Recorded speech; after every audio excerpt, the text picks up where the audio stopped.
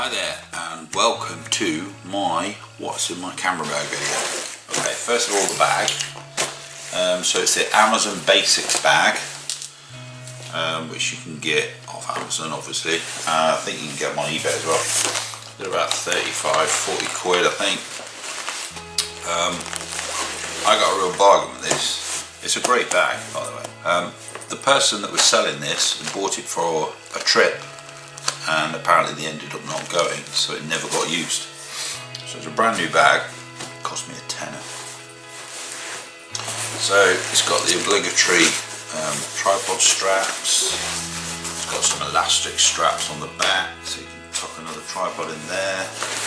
It's got two side pockets, straps are nice and wide and padded, there's padding on the back there, there's a waist strap.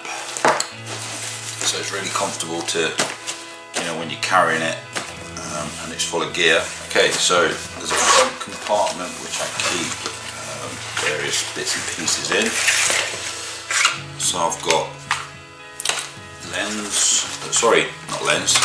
sensor cleaners, a charger cable, those little partition things that you get in those spare ones,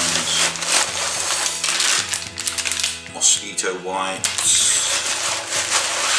and a cleaning cloth. Okay, the front, there's a front compartment here, front, back, I'm not sure which, but I think this is meant to be somewhere to put like a tablet or a small laptop. I don't carry anything like that around.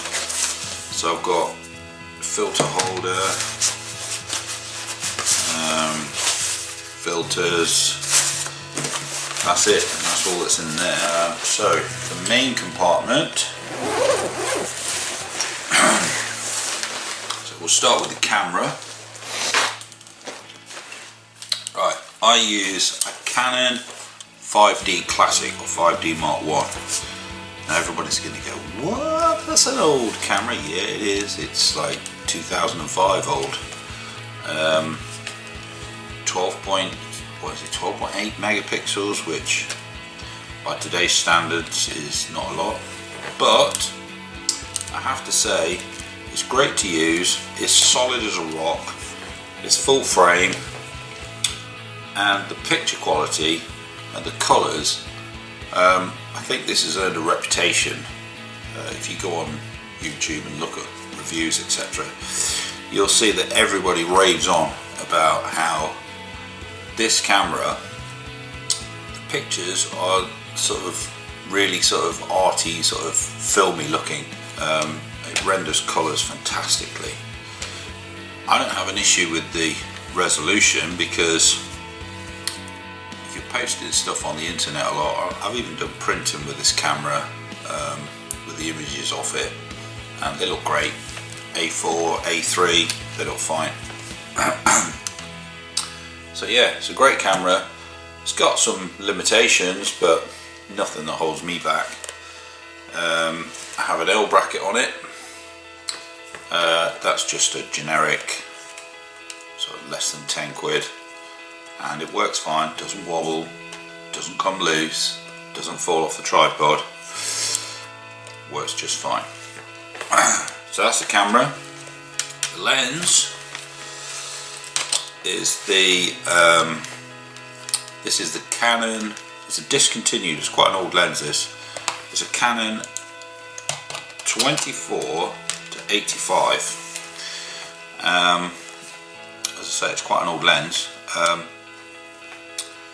but don't let that fool you. If you can't afford a lens with a red ring round it, or a nice expensive L lens, you'll get really sharp, excellent looking images with this lens, but you don't have to take my word for it. There's a guy on YouTube called Christopher Frost who does a lot of reviews of all sorts of high-end lenses and cheap ones too, and he reviewed this lens and he gave it a fantastic review. That is actually why I bought it. This is actually the second one that I've owned. The first one I owned, I fell. I'd got the camera on the tripod, I was climbing down quite a steep hill, I fell and the lens got broke, so I had to get another one. But they're less than 100 quid, you can still pick them up. If you're on a budget and you want sharp, great looking pictures and you shoot with a Canon camera, you can't go wrong with this lens. Okay, so that's the camera. What else have we got in here? Vlogging camera is just a small little Sony CX240 camcorder. Great video quality. The audio is not the best. I need to get a setup where I can use a little lapel mic and record my audio separately and then sync it up, but can't complain. The video quality is great. Carry a spare battery in there as well. So that's my vlogging camera. More filters in there, graduated filters. In here I've got a polarizer that needs a good clean. Yes, that needs cleaning. Ooh.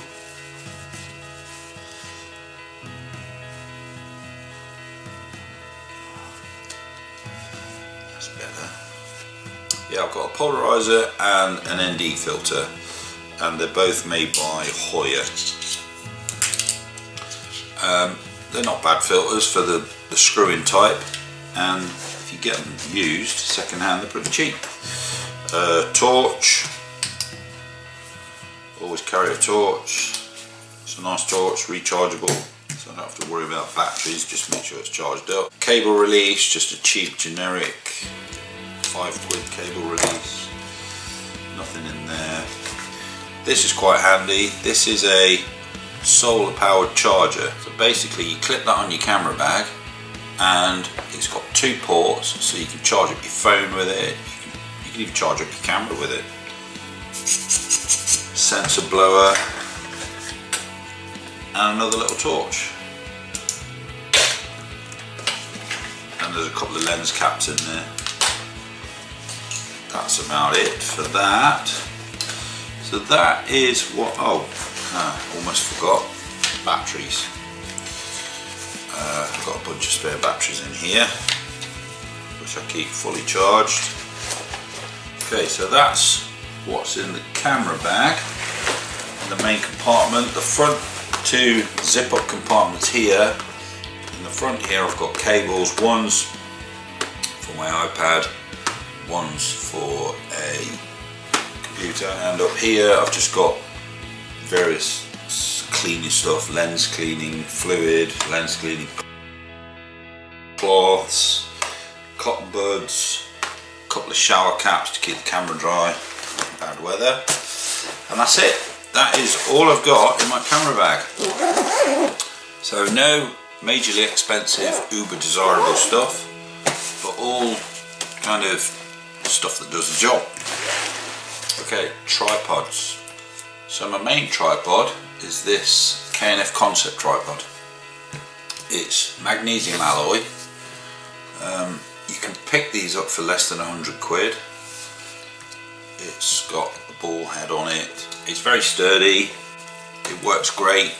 I've used it in all conditions. High up on the moors, in wind, rain. It's been out in the snow. It's been stood in rivers. It's had waves washing around it on the beach. It's been in mud. It works great. The cool thing about it is, as well as your middle extension piece there, which gives you, what's that, about an extra foot. It's also got another extension piece in the top there, so you've got another foot there, and that will also bend out. You can do that with it. So if you're doing something where you're photographing on the ground, like, I don't know, some leaves or ice, or an interesting rock formation or something, you can actually angle it so that your camera's pointing down, and that is really steady once all this lot's tightened up. It's steady as a rock. So yeah, that's a great tripod. If you're on a budget, you can't afford the latest sort of really expensive carbon fibre expensive tripod, this is as good as any. Okay, I've got another tripod. This is a carbon fibre one. This is the one I used to put my vlogging camera on. As I say, it's carbon fibre. It's made by a company called Neewer, I think that's how you say it. Now, I'm guessing that these tripods are probably made in the same factory in China somewhere, and then they just brand them differently, because the ball heads on these two are identical in every way. Even the markings are all identical. The only difference is the brand, obviously. But yeah, it's a great little tripod. Feels good quality when you move everything. It's got a weight hook. That one's got a weight hook as well. So, and it's solid. So far, it's not blown over with my camera on it. Yeah, it's great. Great little tripod. It's light too, with it being carbon fibre, which is always good. Right, for doing handheld footage, I made myself a little monopod. So basically what I did is I bought a little ball head made by that company there. Beak, I don't know, maybe that's how you say it. So yeah, this decent little ball head. It's all steel. Everything feels good quality, doesn't move, it's solid. And then these things, these are what you get with your tripod when if you want to take the middle section out and you want to have it really close to the ground. They send you these little things that you can screw on the top so you can go really low with the tripod. Don't ever do that, so I just got a couple of these, screw them together, screw them onto there, and there we go. Got a handheld monopod. Just pop the camera on there. If I want to change the angle of it, I can have it so that it's like that with the camera pointing up. So yeah, it's great. And it cost me all of about 15 quid to buy that, and those pieces came with those tripods. So that is my gear. That is all the gear that I use to go out and take photographs outdoors. I've got some older lenses which are not really worth showing you because they're naff and they're really old, and they were probably kit lenses. I've got a flash gun, some other lighting for when I'm doing indoor work, but this was just to show all the stuff I use for outdoor photography. I only use the one lens, mainly because that's the only one I've got at the moment. I'd like to get a long lens, something like a 70-300, but for now all of this stuff gets the job done, and it didn't cost a fortune. So you don't need to spend thousands and thousands of pounds if you just want to get out there and take some nice pictures.